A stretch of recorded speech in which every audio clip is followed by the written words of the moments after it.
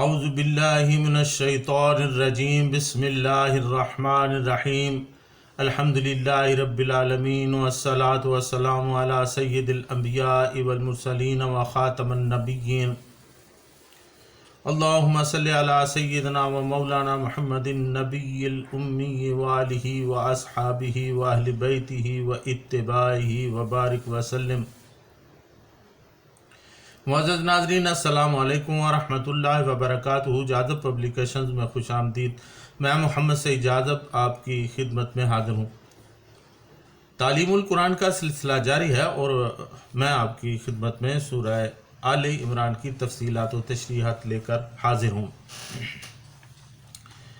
آج کی نشست میں سورہ آل عمران کی آیت نمبر 81 تا 83 پھر سے شامل ہیں۔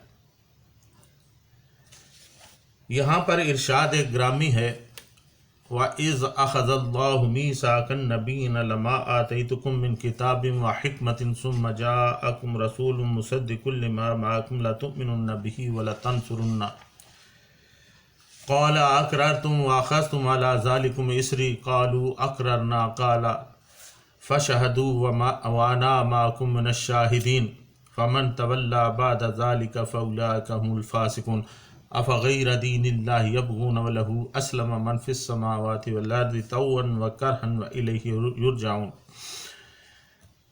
ناظرین، اس کا ترجمہ میں نے آپ کی خدمت میں پیش کر دیا تھا اور میں نے عرض کی تھی کہ یہ آیات میثاق رسالت کے بارے میں ہیں۔ پھر میں نے آپ کی خدمت میں میثاق کیا ہوتا ہے یہ بھی، اس کی تفصیل بھی آپ کے سامنے پیش کر دی تھی۔ ناظرین، یہ بھی میں نے عرض کیا تھا کہ عالم ارواح میں 3 میثاق ہوئے ہیں، جن میں سے پہلا میثاق میثاق توحید ہے، یعنی عہد الست کہلاتا ہے۔ دوسرا میثاق میثاق نبوت یعنی رسم حلف برداری، اور تیسرا میثاق میثاق رسالت محمدی صلی اللہ علیہ وسلم ہے، جس کا ذکر اس آیت میں شامل ہے۔ پہلے 2 میثاق کے بارے میں نے آپ کی خدمت میں تفصیلات عرض کر دی تھی کہ میثاق توحید کب ہوا، کیسے ہوا، اور میثاق نبوت کے بارے میں بھی، یعنی کہ وہ جو انبیاء کے درمیان انبیاء کی رسم حلف برداری تھی، اس کے بارے میں بھی میں نے آپ کی خدمت میں تفصیلات عرض کر دی تھی۔ آج کی نشست میں انشاءاللہ العزیز میثاق رسالت کے بارے میں گفتگو ہوگی۔ یہ تیسرا میثاق ہے جسے میثاق رسالت محمدی کہتے ہیں۔ یہ تمام انبیاء سے لیا گیا۔ وَإِذْ أَخَذَ اللَّهُ مِيثَاقَ النَّبِيِّينَ، اور وہ وقت بھی یاد کرو جب اللہ تعالیٰ نے تمام انبیاء سے پختہ وعدہ لیا۔ لَمَا آتَيْتُكُم مِّن كِتَابٍ وَحِكْمَةٍ ثُمَّ جَاءَكُمْ رَسُولٌ مُّصَدِّقٌ لِّمَا مَعَكُمْ لَتُؤْمِنُنَّ بِهِ وَلَتَنصُرُنَّهُ۔ اگر میں تمہیں کتاب و حکمت عطا کروں، پھر تشریف لائے وہ رسول جو تصدیق کرنے والا ہو ان کتابوں کی جو تمہارے پاس ہیں، تو تمہیں اس پر ایمان لانا ہوگا اور اس کے بعد اس کی مدد بھی کرنا ہوگی۔ میثاق توحید اللہ تعالیٰ نے تمام انسانوں سے لیا اور اس پر گواہ ملائکہ بنائے، اور میثاق نبوت سب انبیاء سے لیا اور گواہ امت کے اہل صدق اور اولیاء و صادقین بنے۔ یہ تیسرا میثاق جس کا ذکر اس آیت میں ہے، یہ وہ میثاق ہے جو اللہ تعالیٰ نے سب انبیاء اور سب رسول علیہم السلام سے لیا۔ حضرت سیدنا علی اور حضرت ابن عباس رضی اللہ عنہم سے مروی ہے کہ اللہ تعالیٰ نے ہر ایک نبی سے یہ پختہ وعدہ لیا کہ اگر اس کی موجودگی میں سرور کائنات صلی اللہ علیہ وسلم تشریف فرما ہوں تو اس نبی پر لازم ہے کہ وہ حضور صلی اللہ علیہ وسلم کی رسالت پر ایمان لائے اور آپ کی امت میں شمولیت کا شرف بھی حاصل کرے، اور ہر طرح حضور صلی اللہ علیہ وسلم کے دین کی تائید و نصرت کرے، اور تمام انبیاء نے یہی عہد اپنی اپنی امتوں سے لیا۔ علامہ آلوسی رحمۃ اللہ علیہ فرماتے ہیں کہ اسی لیے عارفین نے فرمایا ہے کہ نبی مطلق رسول حقیقی اور مستقل شریعت کے لانے والے حضور نبی کریم صلی اللہ علیہ وسلم ہی ہیں، اور جملہ دیگر انبیاء حضور صلی اللہ علیہ وسلم کے تابع ہیں۔ ناظرین، قال اقررتم واخذتم علی ذلکم اسری، اللہ تعالیٰ نے یہ حکم دے کر نبیوں سے پوچھا، کیا تم اس بات کا اقرار کرتے ہو اور میرے اس عہد کی ذمہ داری قبول کرتے ہو؟ ناظرین، الاسرو اس محکم پختہ معاہدے کو کہتے ہیں جس سے انسان بندھا ہوا ہو، نیز اس کے معنی بوجھ کے بھی ہوتے ہیں۔ حضرت عبداللہ بن عباس رضی اللہ تعالیٰ عنہ، مجاہد رحمۃ اللہ علیہ، ربی بن انس رحمۃ اللہ علیہ اور حضرت سدی رحمۃ اللہ علیہ فرماتے ہیں کہ اس ری سے مراد عہد ہے، یعنی وعدہ۔ ابن اسحاق رحمۃ اللہ علیہ فرماتے ہیں کہ اس سے مراد بوجھ ہے جو اللہ تعالیٰ نے پختہ میثاق اور مضبوط عہد کی وجہ سے اٹھایا۔ حضرت علی ابن ابی طالب رضی اللہ تعالیٰ عنہ اور عبداللہ بن عباس رضی اللہ تعالیٰ عنہ فرماتے ہیں کہ اللہ تعالیٰ نے جب بھی کسی نبی کو مبعوث فرمایا اس سے پختہ عہد لیا کہ اگر میں نے یعنی محمد صلی اللہ علیہ وسلم کو تمہاری امت تمہاری زندگی میں مبعوث کر دیا تو تم اس پر ایمان لانا اور ان کی معاونت بھی کرنا۔ ناظرین، حضرت علی بن ابی طالب رضی اللہ تعالیٰ عنہ کا قول ہے جسے صاحب روح المعانی رحمۃ اللہ علیہ اور امام طبری رحمۃ اللہ علیہ نے نقل کیا ہے، وہ یہ ہے کہ یہ میثاق عام نہیں ہے کہ ہر نبی دوسرے کی تصدیق کرے گا، بلکہ یہ میثاق خاص ہے اور تمام انبیاء علیہم السلام سے حضور خاتم النبیین صلی اللہ علیہ وسلم کے متعلق تھا۔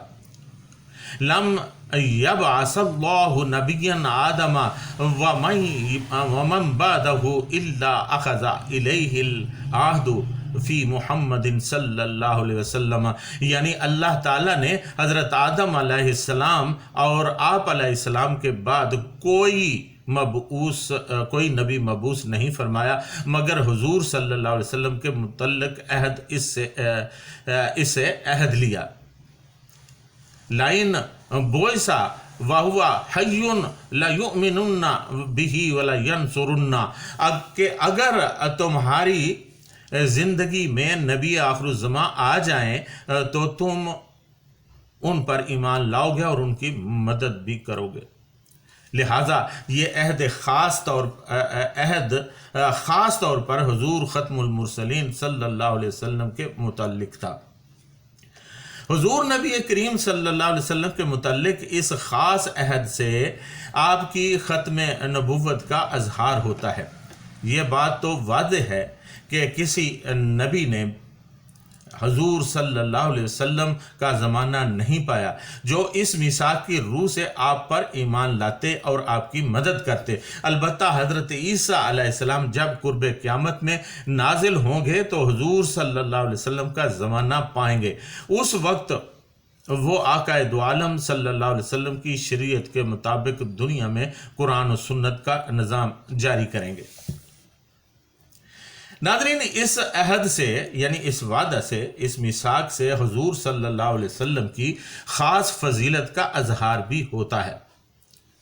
اسی بنا پر مفسرین کرام رحمۃ اللہ علیہم فرماتے ہیں کہ شب معراج اللہ تعالیٰ نے تمام انبیاء کرام علیہم السلام کو بیت المقدس میں جمع فرمایا۔ فَأَمَمْتُهُمْ، حضرت جبریل امین علیہ السلام نے آپ کا ہاتھ پکڑ کر آگے کر دیا اور آپ نے تمام انبیاء کو نماز پڑھائی۔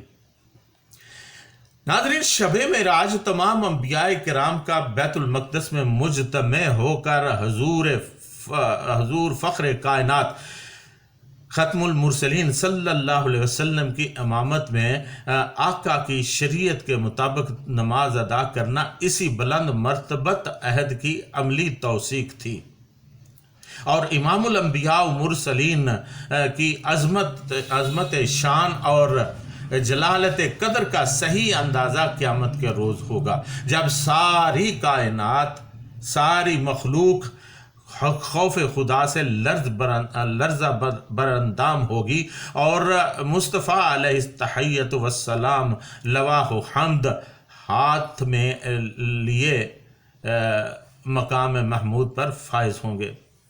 اللہم صلی علی حبیبک و صفیک صاحب لواہ الحمد والمقام المحمود وبارک وسلم وحشرنا فی زمرتہ وتحت لواہ وارزقنا شفاعتہ وادخلنا معہ فی الجنت انک سمیع الدعاء۔ ناظرین، انبیاء کرام علیہم السلام نے اس کے جواب میں عرض کیا، قالوا اقررنا، نبیوں نے جواب دیا ہم اس کا اقرار کرتے ہیں۔ الغرض جب تمام انبیاء علیہم السلام نے اپنے عہد کا اقرار کر لیا تو اللہ تعالیٰ نے فرمایا قال فاشہدوا وانا معکم من الشاہدین، تو اب تم اس بات پر گواہ رہو اور میں خود بھی تمہارے ساتھ گواہ رہوں گا۔